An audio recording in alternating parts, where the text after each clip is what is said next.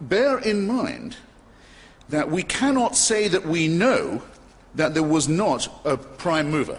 It's not within our compass. Pitifully ignorant as we are, only scrabbling on the lower slopes of the study of physics, as all of us are, even the best, we may not say that we know there was no prime mover. We may not say that. We can say that all the laws appear to operate without that assumption. It's very, very, very rare indeed to meet a physicist of any standing, from Einstein onwards, who is not at the most a Spinozist. In other words, someone who might say there could be a pantheism somewhere, there could be a force, but there is no way you can take a step from the laws of physics, the observable creation of the cosmos, that leads you to the belief that there is an intervening personal God who does answer prayers, who does watch over you, who does notice what you're up to, who does mind what you do, who you sleep with and in what position, what you eat and on what days of the week, what propitiations and sacrifices you will make, what commandments you will observe. There is no possible way, no one's even tried it, of getting from the laws of physics or biology to any such idea. So from the person who says, I'm a deist, I don't think all of this can be an accident, there must be some cosmic force, I say, I can't disprove it, though I think the cosmos functions without it, but you have all your work, sir, or ma'am, still ahead of you before you can say that Jesus of Nazareth was a real person, let alone that he was the Son of God, let alone that his mother was a virgin, let alone that he was resurrected. None of these things, by the way, would prove he was the Son of God, if they did happen. Nor would they prove that his doctrines were not erroneous. A resurrected person who was the son of a virgin could still be talking nonsense. There's no logic that says he must be right. If I'm having an argument with you, sir, and you say, you lose, boy chick, I say, how come? Because my mother never went to bed with another man. Your logic is faulty. I think my case could remain just as strong as ever it was.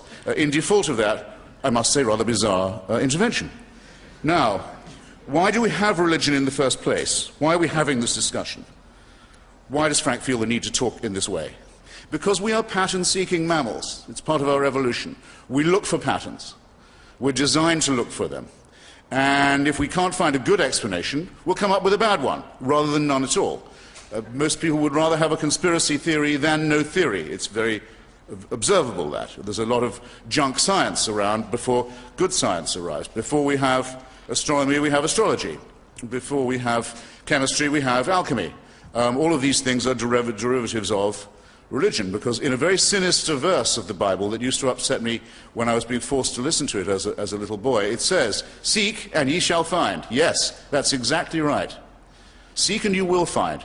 Seek for an explanation of volcanic eruptions when you're living in a primitive society, and you will think they're probably a visitation from an angry deity. And if you're told you can postpone the next eruption by throwing a few live babies into the lava down the crater, that's what you'll do. Religion has just started. Religion has just begun. Why do some people get the plague and others not? Because they're sinful. Where's the plague coming from in the first place? It's a punishment from God, and or, in early Christian society, the Jews have poisoned the wells. So we'll go and get them. Again. Because we already hate them because they killed our Redeemer. They committed deicide. All of them did. All of them. No one's exempt. Indeed, if you have to be a Christian, it's an article of their faith that we were all present at Calvary. We all drove in the nails. The Jews particularly so. And we all have to expiate this guilt for a crime that may or may not have been committed, but if it was committed before we were born. What is this? It's not physics. Okay? It's not biology. It's not science. It's faith. Why don't you fly under your true flag, sir? Why don't you say these things must be believed as articles of faith? Don't try and derive it from science. Now, I can't improve on the argument that David Hume came up with, against the idea of the supernatural, against the idea that the laws of nature are occasionally suspended in order to make people's faith a little more secure. Ambrose Bierce, in his Devil's Dictionary, you may remember, says, under prayer, under P for prayer, prayer, a request that the laws of nature be suspended in favor of the petitioner, himself admittedly unworthy. David Hume puts it a little more acidly than that. He says, if you see the laws of nature apparently suspended, Perhaps a virgin's given birth. Perhaps a leper has suddenly stopped being a leper. Who knows what it might be? You know the sort of thing. You have to ask yourself one of two things. Well, actually, you have to ask yourself both. Which is the more probable, that the laws of nature have just been suspended, or that I am under a misapprehension? That's if you are an eyewitness yourself to the morning. If you're hearing about it second, third, fourth, and fifth hand, you have to ask this question with redoubled and trebled and quadrupled force. And the likelihood is which?